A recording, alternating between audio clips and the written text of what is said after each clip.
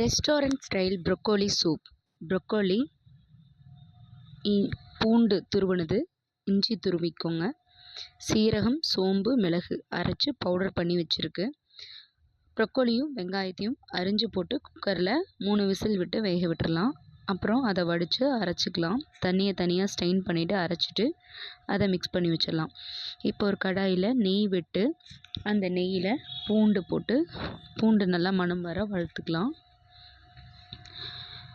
பூண்டு நல்லா மணம் வர்றதுக்காக தான் நெய் போட்டிருக்கேன். வெண்ணெய் இருந்தால் வெண்ணெய் போட்டால் இன்னும் நல்லாயிருக்கும். இஞ்சி கொஞ்சம் துருவினதை போட்டுக்கலாம்.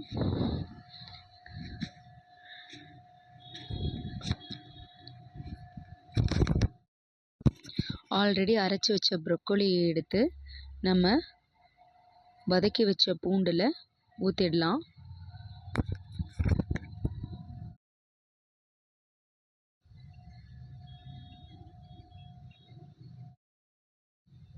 ப்ரொக்கோலி கொதிக்கட்டும். அதுக்குள்ளே நம்ம கார்ன்ஃப்ளவர் மாவு கொஞ்சம் கரைச்சி வச்சிடலாம். அப்போ தான் ரெஸ்டாரண்ட் ஃப்ளேவரில் இருக்கும்.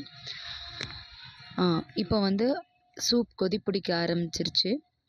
சுற்றியும் லைட்டாக கொதி வர ஆரம்பித்ததுக்கப்புறமா நம்ம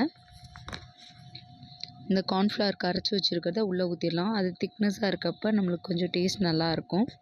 அப்புறம் நம்ம அரைச்சி வச்ச சோம்பு, சீரகம், மிளகுத்தூள் பொடி எடுத்து கடைசியாக போட்டுக்கலாம். போட்டால் நம்மளுக்கு கொஞ்சம் கச்ச மாதிரியாக இன்னும் ஒரு இது இருக்கும். அதனால தான் நம்ம இதை கடைசியாக ஆட் பண்ணுறோம்.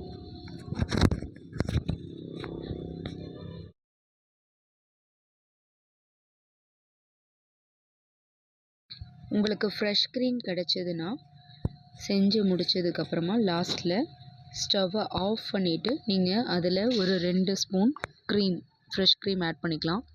உப்பு இதில் நான் வேகறதுக்கு தேவையான அளவுக்கு ப்ரொக்கோலியில் போட்டு வேக வச்சிட்டேன். இப்போ லைட்டாக சூப்புக்கு தேவையான அளவுக்கு போட்டு கொதிக்க விட்டுருங்க. ஃப்ரெஷ் க்ரீம் போட்டால் நம்மளுக்கு ரொம்ப நல்லாவே இருக்கும். சுவையான க்ரீமி ப்ரொக்கோலி சூப் தயார்.